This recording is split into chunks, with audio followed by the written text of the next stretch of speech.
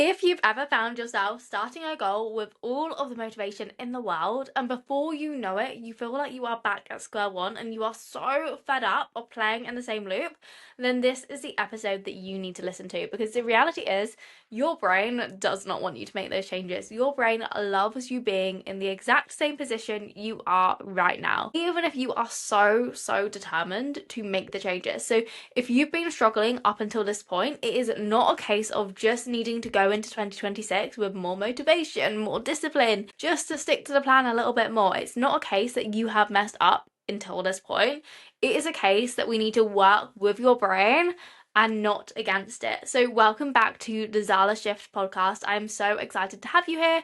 My name is B. If this is your first episode, I am a women's mindset and NLP coach where we look to break through the limiting beliefs that have kept you playing in the same patterns to help you rebuild your identity so that your actions follow and you get to build a life that leaves you feeling so freaking good all of the time. Please make sure before we dive into the rest of the episode that you take a moment right now to go and give it a subscribe, whatever you're listening on, Spotify, YouTube, give it a subscribe, and please give it a rating or a like. It means the absolute world and really helps me to continue to make these episodes and know exactly what you want me to do more of. But let's get into the episode. I have definitely been someone that is guilty of setting all of the goals in the world, writing down every single year that I'm going to be more consistent in getting my steps, I'm going to meal prep my foods more, I'm going to start that new post or start that podcast, and before I know it, I've dropped off and I'm frustrated. I had this big goal, I had this big plan, and for some reason I wasn't following through. And I would beat myself up. I would call myself all sorts of names. And that frustration and that guilt would also stop me moving forward. It would stop me changing. And when I actually realized that part of the reason I was following through in the same loop wasn't a lack of motivation, really. It was the fact that I didn't understand how I worked.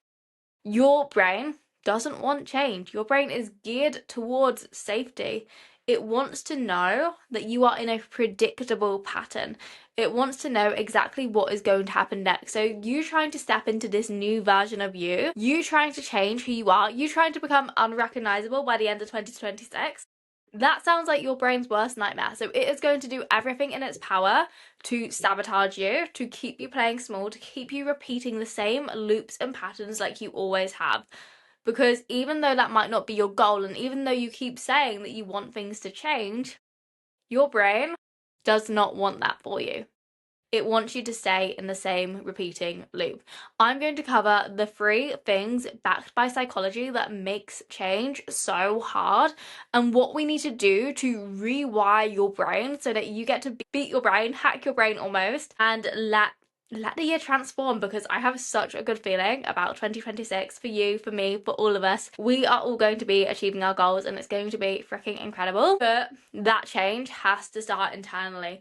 Often we love to change all of the things outside of us. We love to add in a new workout plan. We love to change our habits. We love to set a new step goal, start a new business, start a new Instagram, whatever your goal might be. These are the shiny objects, the things that are exciting. But what we don't do by changing the external is we don't change us. We don't change the internal. We don't change how we see ourselves. We don't change how we speak about ourselves. And as a result, your brain is going to pull you back to the identity and the old programming that it has been operating on for so long. But not this year. We are changing the script. Now, if you have listened to any of my episodes before, I have probably banged on about this.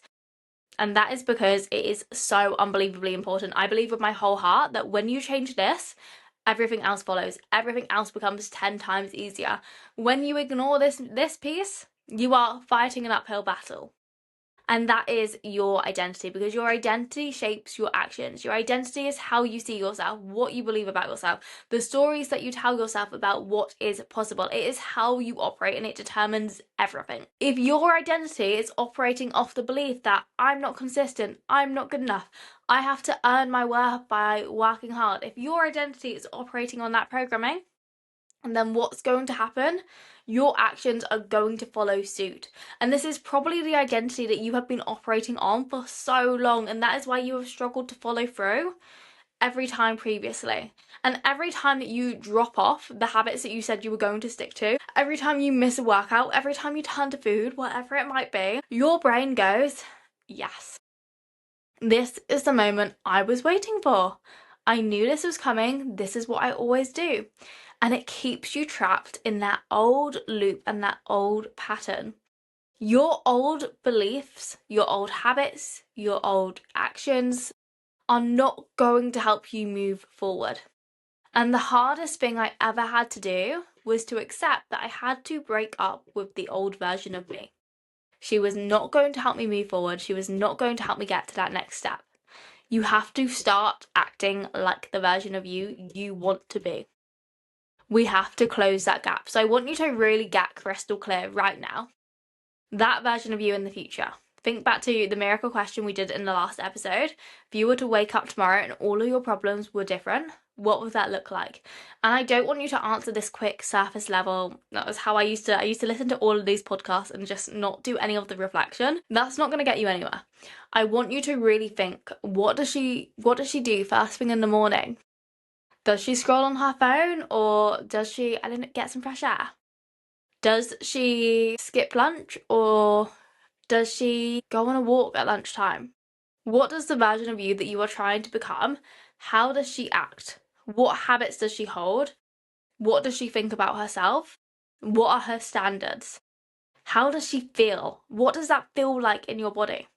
If you can connect with that version, not just the fake it till you make it, not just to put on a mask and pretend to be that version where they say like just fake the confidence and then you'll feel confident. No, I want you to feel how she feels. I want you to feel proud for what she has achieved. I want you to feel excited for what is possible for her. I want you to fully embody that emotion and notice the difference in your state, in how you feel, in what you believe is possible for you. Because your brain hates having a gap between what you want to achieve and who you are now. And it is always going to be operating to close a gap if you do not fully believe and embody the version of you that you are working to become. Number 2, to create change and to give you a little bit of hope as to how possible it is, our brains have this incredible thing called neuroplasticity. What does neuroplasticity mean? It means that your brain is always changing. How cool is that? Your brain is always evolving, it is always changing. So all of the habits that we hold, all of the things that we do on a day-to-day basis form a pathway in your brain. And the more time you go over this pathway, the stronger it becomes. So it is almost automatic to go down to your kitchen in the morning and to turn the kettle on if that's what you do every single day. You barely even think about it. You probably do it without even noticing, and if the kettle moved, you'd probably still go and do the same because it becomes such a strong pathway. And that is what makes change so hard sometimes, because all of the habits that we no longer want have become so automatic for us to do without a second thought, which can be really frustrating. But the good thing about this is that your brain is incredible and can form new connections and new pathways at any point. And that is just the most astounding thing. They've done studies where they looked at London taxi drivers before we had maps on our phone all the time, and they saw that their brains had areas in their brain had changed sizes to remember all of the different roads of London. Their brains had literally changed shape and size to suit their day-to-day needs because they needed to know how to get around all of London. How incredible is that? And that just highlights how much your brain can adapt and facilitate you in building this change, no matter how big and crazy your goals seem. But it is not going to happen from one day of repeating the habit. It takes repeated practice and exposure, because the more times you go over it, the stronger that habit is going to get. It's just like going on a dog walk, for example. Imagine you're walking through the woods and you've got that pathway that everybody goes along. It is so trodden down, there is no doubt where everybody walks, it is just clear as day. Those are your current habits that you operate on. It is just second nature to walk along that pathway. But when you look into the trees, you get these smaller trodden down pathways. These are the new habits that we are trying to build. We don't quite know where the pathway is going to take us. It feels a little bit daunting to go off the main path. It feels a little bit scary. It's hard work the first time. It's overgrown.